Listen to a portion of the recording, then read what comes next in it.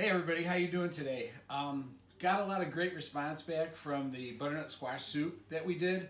So I'm going to try pasta fagioli for you. This is my favorite soup. I've looked at several different recipes. I remember how my grandmother used to make it when I was a kid, and I tried to find the recipes that would emulate that, and then I combined my own style with it. Okay, so I'm going to go over the ingredients with you. It's a pretty simple recipe once you learn how to do it. Just getting stuff cut up and getting it ready is a little bit harder than even making it. So let me show you what we're going to use. We're going to have cannellini beans, and we're going to have two different types. We're going to have some with the juice and some without the juice. I've got extra virgin olive oil. I've got some yellow onion, some garlic. This is fresh from our garden. Right here you could use pancetta, but I'm using a thick smoked bacon instead. I have some rosemary from our garden, crushed tomato, ditalini beans.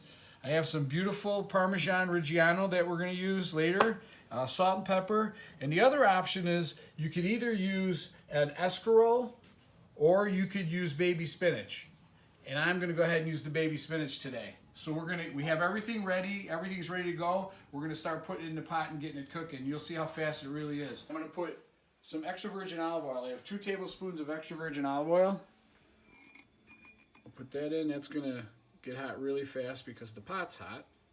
And then we're going to put in either the pancetta or I'm using the bacon again today, the smoked thick cut bacon. We're going to let that cook until it's just becoming brown, and then we're going to add the onion. The bacon is just starting to brown, so I'm going to add the onion. And the key is going to be waiting until that becomes translucent. The onions have become translucent. That is what you were looking for. Now we're going to add the rosemary, and we're going to add the garlic. And we'll have all of the amounts posted for you to look at. We're going to continue cooking this now until the onions start to caramelize. So I want you to take a quick look in here, and you can see that the onions are starting to caramelize. So I'm going to kill the heat. The key here is you didn't want to add the garlic too soon because it's going to take the onions longer to caramelize than it would take for the garlic. So it's a really good time right now to take the heat off, and we're going to let this cool down, and we're going to combine it with some other things in a minute. The next step is to take the onion, pancetta or bacon, the garlic, and the rosemary mixture and combine it with 2 of the cans of the cannellini beans with the liquid. Also, I want you to note that the oil is being put in there that the bacon was made in, because there's a lot of flavors from the garlic and the rosemary in there. The next thing we're going to do is we're going to pulse this until it's well blended. So we'll get that going for you here. We blended the beans along with the bacon. We're going to turn it back to the pot, and we're going to put it on medium-high heat. So now we're going to put in the can of beans that we set aside that had the juice removed, and chicken stock, beef stock, a cup of crushed tomato, and then salt and pepper. And then now on medium-high, we're going to bring this up to boil. Once we get up to boil, we'll be right back.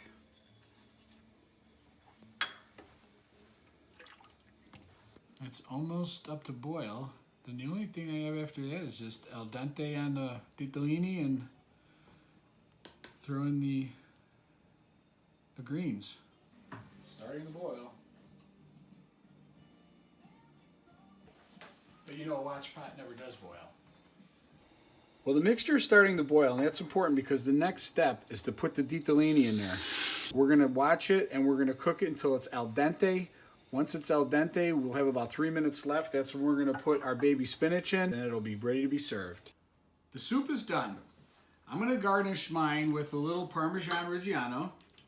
I either put this on, or sometimes I put red pepper flakes or giardiniera. But I do like this. It's always good with a nice piece of Italian bread. I have some Toronto bread here. And we're going to give this a shot.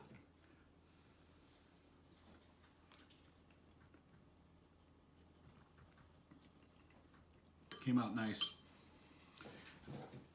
I've seen a lot of different restaurants that serve pasta fagioli, but none of them were like what my grandmother used to make. So I combined several of them, and I really think that this is close to what she's made. I love it. If you like pasta fagioli, I would suggest you give it a try, and we're going to post the recipe for you. Have a good day.